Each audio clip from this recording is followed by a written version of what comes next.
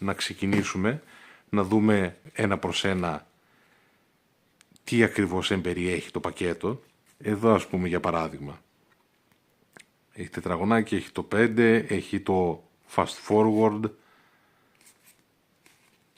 σε 1, 2, 3 σε διαφορετικά χρώματα. Εδώ έχει κύκλο, εδώ έχει αστέρι που υποθέτω ότι κάτι σημαίνει, τρίγωνο προς τα κάτω, διπλό fast forward.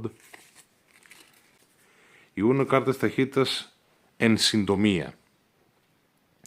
Σε ένα κανονικό γύρο παιχνιδιού Uno το επίπεδο ταχύτητας βρίσκεται στο 1, που σημαίνει ότι κάθε παίκτης παίζει μία κάρτα όταν έρθει η σειρά του.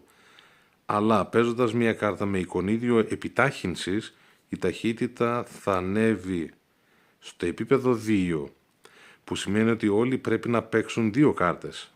Την κάρτα που θα έπαιζαν κανονικά και μία επιπλέον κάρτα. Κάθε κάρτα με εικονίδιο επιτάχυνσης που παίζεται αυξάνει τον αριθμό των καρτών που πρέπει να ρίξουν οι παίκτες όταν ρίχνει η σειρά τους, έως ότου κάποιος παίκτης δεν θα μπορέσει να ανταποκριθεί στο γρήγορο ρυθμό. Πολύ ενδιαφέρον.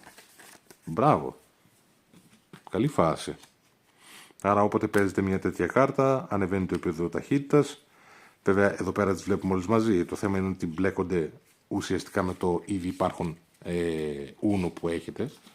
Αλλά το βασικό παιχνίδι Uno, όχι οποιοδήποτε άλλο όπως νόμιζα στην αρχή, αλλά βάζει ένα τελείως διαφορετικό level δυσκολίας και παιχνιδιού στο ήδη υπάρχον παιχνίδι Uno.